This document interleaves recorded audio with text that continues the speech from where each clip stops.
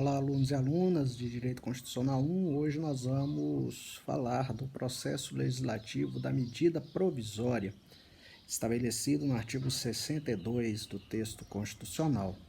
A medida provisória ela foi estabelecida inicialmente na Constituição, no mesmo artigo 62.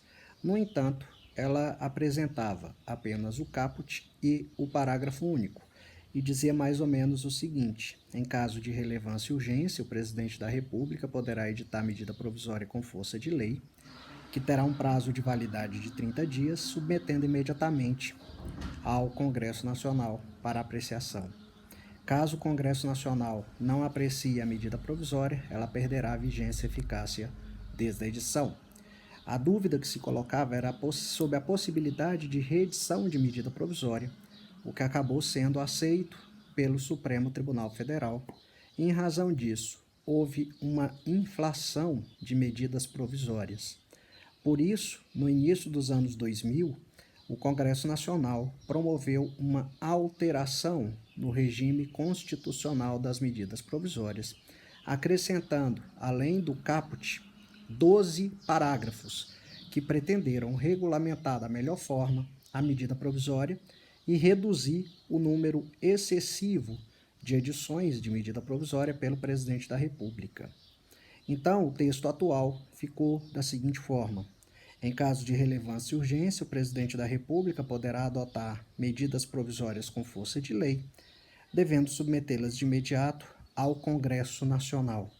A primeira grande novidade dessa modificação do artigo 62 se dá quanto a algumas matérias que não podem ser regulamentadas por meio de medida provisória, e é o que consta no parágrafo 1º do artigo 62.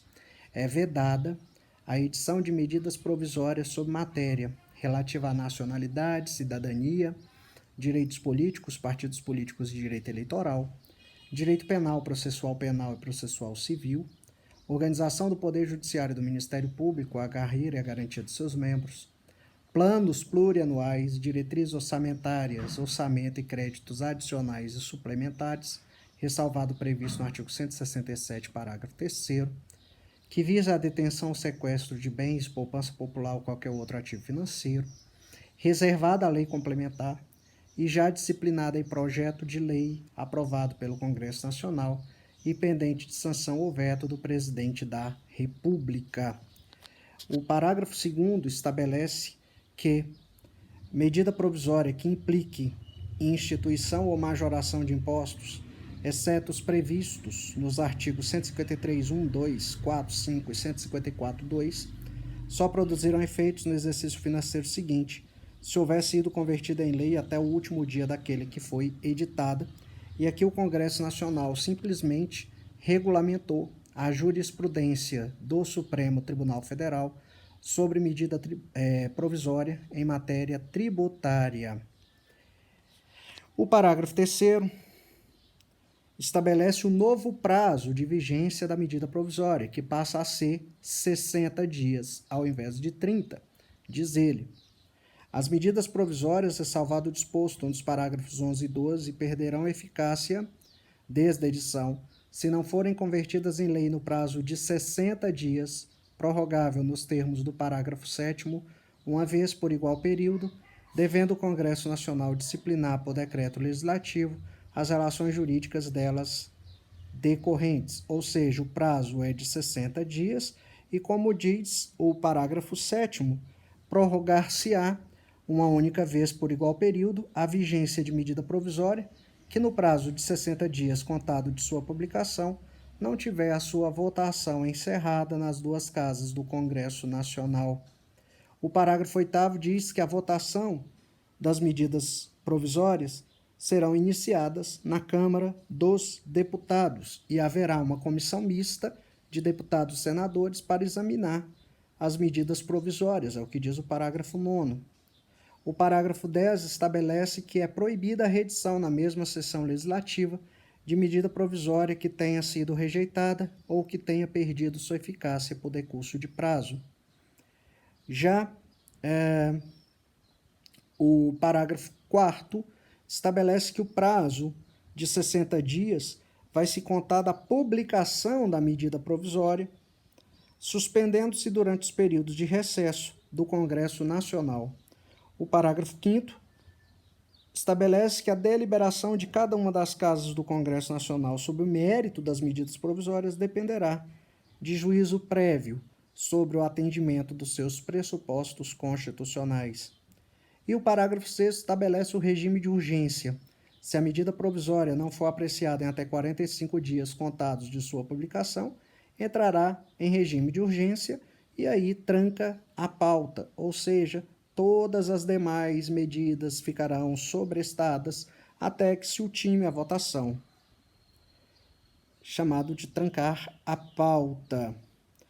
O parágrafo 11 estabelece que não editado o decreto legislativo a que se refere o parágrafo 3º até 60 dias após a rejeição ou perda de eficácia de medida provisória, as relações jurídicas constituídas e decorrentes de atos praticados durante sua vigência conservar-se-ão por ela regidas.